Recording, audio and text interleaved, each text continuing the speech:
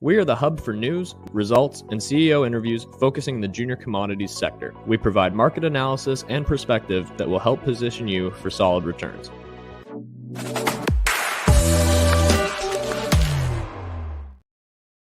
Good morning, everyone. Happy Wednesday.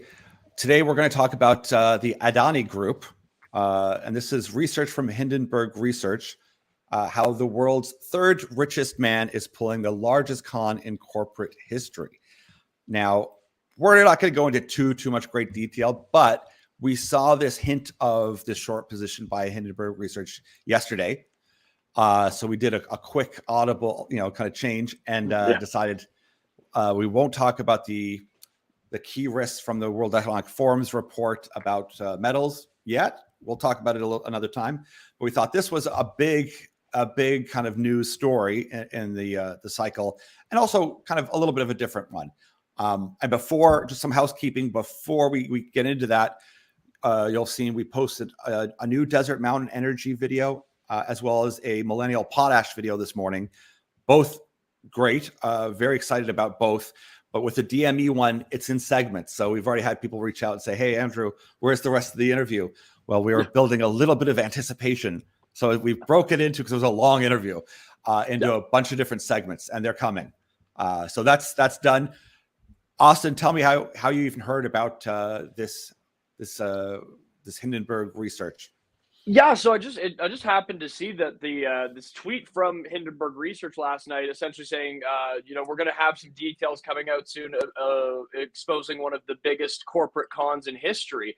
So I sent you that tweet as soon as I saw it last night. I was like, hey, this might be something to keep our eye on and see what shakes out of it. And then this morning India time. So it would have been kind of in the middle of the night for us. They released the findings of a 2-year investigation presenting evidence that about 17.8 trillion in Indian rubles, so that works out to about 220 billion US dollars, that they'd engaged in brazen stock manipulation and accounting fraud scheme over the course of decades. So obviously there's some heavy allegations being levied against the Adani Group. So we wanted to dive into it a little bit and see exactly what's going on here. Yeah, so if we now I'll kind of give people a bit of a backstory too of Hindenburg Research. We had actually talked to them, about them before, because they came out with a report. I think it was beginning of 2022, probably around this time, February, where they were attacking a specific Vancouver company about direct lithium extraction. And that stock hasn't fared well in the past year. So they've had either great research, or they have done an incredible job promoting a story to short sell a company.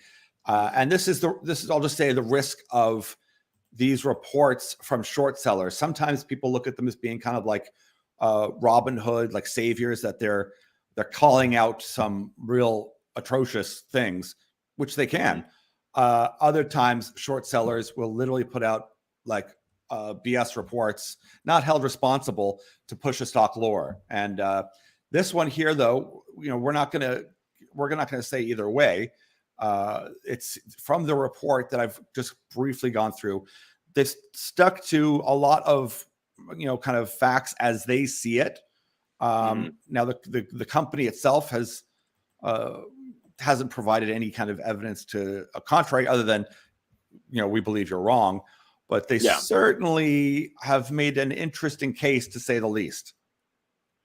Yeah, it's a very interesting case, and like you said, the company hasn't really been able to battle back, other than the CEO chairperson essentially saying that these are baseless and malicious, selective misinformation, that sort of thing, coming to the defense of it. But yeah, it's a very, very interesting situation, and obviously kind of prevalent to what we do, because the Adani Group is primarily involved in mining and trading of coal and iron. So it does kind of fall into the branch of what we would look at normally.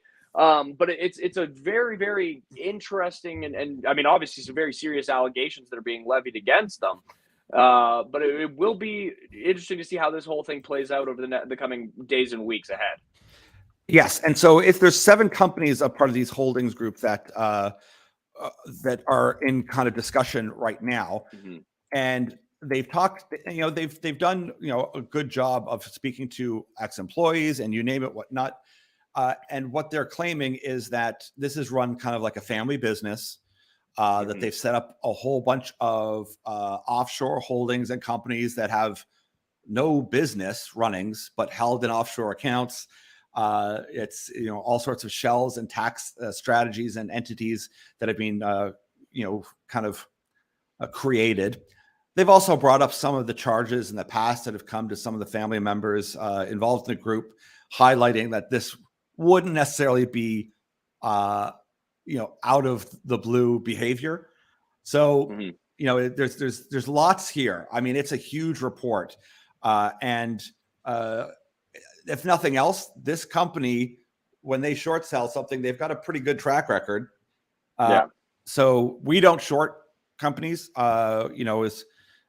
don't mind calling ones out, and we don't have an opinion either way on this one. But what I will say is that I had watched there was a show on Netflix, and it was in part about the Force India Formula One team and its owner. And I'm trying to look up the name of the owner for that, which is terrible. I just had it up. But what it was kind of going over what happened to them. And that was Vijay Mallya. And he was, Kingfisher Airlines was one of his many businesses. But watching this show on Netflix and their kind of accounting of what had happened, like pretty incredible. The fraud, the ease of corruption in India that you can get away with. And I'm not saying that this is going to be the case for Adani shares, but I think we'll keep an eye on it to see what happens. If you look at the chart of this company, it has had spectacular valuations running up. So sometimes the quicker they rise, the harder they fall. And this report is claiming that it could drop 85%. Yeah, which it is a very, kind of serious case to make against it. But like you said, they've been on quite the run. I mean, even if you look at just from the middle of 2020 up to now, we're talking about a roughly 1,500% increase, or you can see there over the 5-year period about 1,600% increase.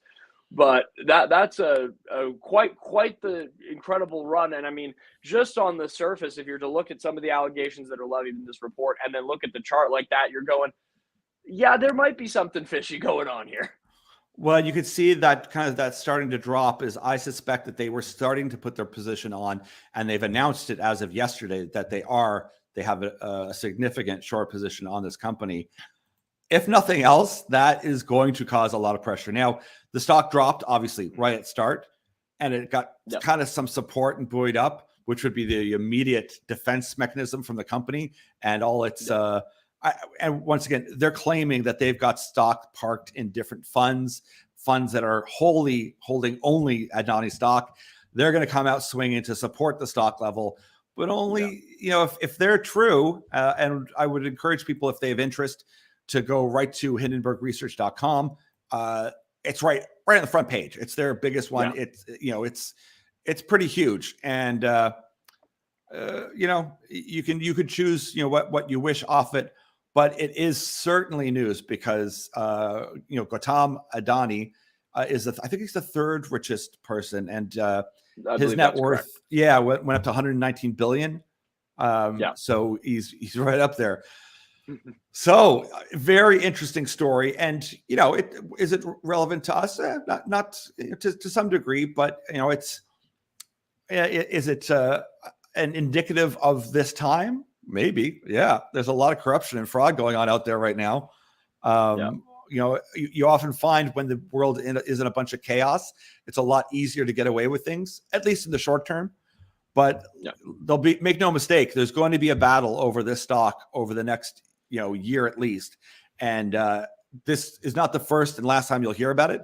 It'll be an ongoing struggle, and it'll be interesting just to see how it plays out. And no matter what, once a spotlight is shone on a company like this, it forces regulators to then go look. And so if there is anything shenanigans going along, there'll be a lot of scurrying around and fear and whatnot. And just that spotlight can cause a lot of things to come to light. Yeah, because like the focus of that on a group and on any group can cause people to panic. And usually when there's pressure and panic in a situation like that, it becomes easier to make mistakes that would sometimes, let's expose what you've been doing wrong in these kind of situations. So yeah, it's very, very serious allegations. You can kind of see them there. They do a great job of breaking them down sort of point by point right at the beginning, and then it dives into the whole report where they really sort of dig deep into each of the specific allegations. But very interesting, going to be a very big story kind of circulating around, like you said, over the next little while as it continues to garner attention. And yeah, just a cool kind of last minute switcheroo on the show idea, but something that was definitely worth kind of highlighting and talking about and paying attention to. Yeah, I think it's important too, because it shows the model of scale. Everyone, especially in tech, always wants scale. And they say, well, what's the scale? What's the size of this? And it can be massive. If you're dealing with a company that has extreme poverty and then extreme wealth, which is more like the West is becoming more and more like that as well. That lends itself to all types of fraud, of payoffs, of everything, because the disparity is so huge. Like when you're talking about someone who's got $120 billion worth of money, I mean, you could change the lives of so many people and regulators and all that in such a massive way without even really denting any of your wealth. And this is the problem with scale. When it is scalable, it can lead to this too big to fail type of situation where a lot of companies seem to want to go that direction. Is if we're going to go do this, let's go big. Yeah, we're gonna play the game. We're gonna play it to win. We're not just playing to be involved in the conversation. Absolutely. And maybe there's a correlation too. We see the massive amount of layoffs happening here at all the tech companies. I think 12,000 from Google yesterday. Yes. Yeah. Now, my understanding, maybe I'll get the number wrong, was that average salary was either 250,000 US or 350,000 US. That sounds correct. Yeah, something. Yeah. Like that is a shocking amount of money for people that live on campus, get fed, you know, their whole lifestyle is there. Yeah. And we also saw like Twitter, they're able to fire about half of their staff. No. Twitter runs fine. It's an interesting situation whenever you can go in there and go, we don't need this many people. We don't. But you start to realize that some of this, I make the equation too. And if you go into like a country that has open issues and fraud and whatnot, and you have to pay a levy or a fee, or you have to pay a warlord, you have to like these things have happened all throughout history. Is that the West is no different? Is that it seems to be lately you have to pay like a woke fee or an HR fee where in order to do business, you're going to have to hire thousands and thousands of people and just give them a title. Just give them something to do, keep them busy, give them something to do. And then, of course, when times get bad, anyone's going to come in and look and go, this is inefficient. We can save a ton of money. Do we need these people? No, we don't. Exactly. So that's a very controversial statement to make. I suspect, and my gut is telling me that is probably what has been happening. And why you say, why would someone want that? Well, an investment bank wants that because if they need to place large sums of money, and they need to encourage other huge firms with money to invest in things. They can't invest in a small junior mining company. They have to place things into mega positions. So if you can run it too efficiently, someone would say, well, that doesn't work for us. We need you to go buy another building. We need you to hire a ton of people because that then creates the scale that there's worth there. Now, some analysts might argue vehemently against that and say, oh, that's an absurd position, but I think it's got some merit.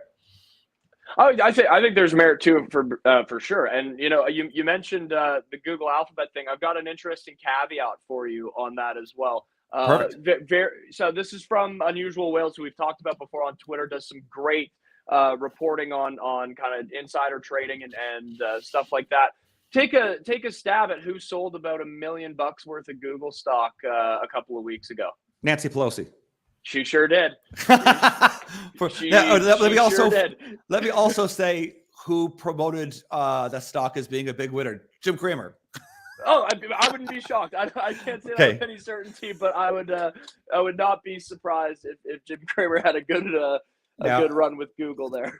This is probably a good time to sign off before we get our channel banned. And we didn't mean it, Nancy. I didn't mean it. Just jokes. We're having fun here. It's all good fun. Pelosi Capital is the fund of our lifetime. Let's just say. And also the inverted Cramer trade. Yeah. Yes, anyways, yeah, we wanted to have a bit of fun today, but also it's a big news headline. I mean, is it going to be the next FTX kind of scandal of that kind of size? I can certainly say whenever you see a lot of offshore companies and numbered accounts with no actual business being done and they're owned by family members, it's suspicious to say the least. Owned by a brother, owned by a cousin's nephew's cat. Yeah. It doesn't guarantee wrongdoing, but it certainly can, attract attention, let's just say. So once again, we have no opinion, but it's certainly going to be interesting. Check out their website if you have any interest. There's lots of information there from their 2-year investigation. And listen, it's going to be an ongoing story for the next little while.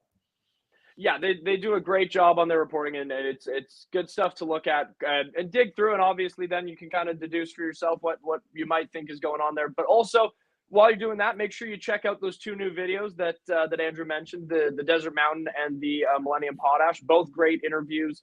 We're looking forward to seeing more on the DME stuff. I like how we've broken it up into little segments to kind of a little trail to keep people coming along. But yeah, make sure you check those out. Make sure you're subscribed to the channel. It helps us a lot. Make sure you like the videos. We really appreciate it. And we'll chat to you guys on Friday. All right. And wait, one last thing, because you mentioned the Millennial Potash. That actually ties into what we didn't do today, which was talking about the commodity securities issue from the World Economic Forum. One of their biggest key factors was food security. So Millennial Potash, this is a team that's done potash before. They know it a number of times, and they've got a new project. Definitely go check out the video. It's very interesting to say the least. So that's my last thought. Thanks so much. Yeah, absolutely. Thanks, guys. Take care.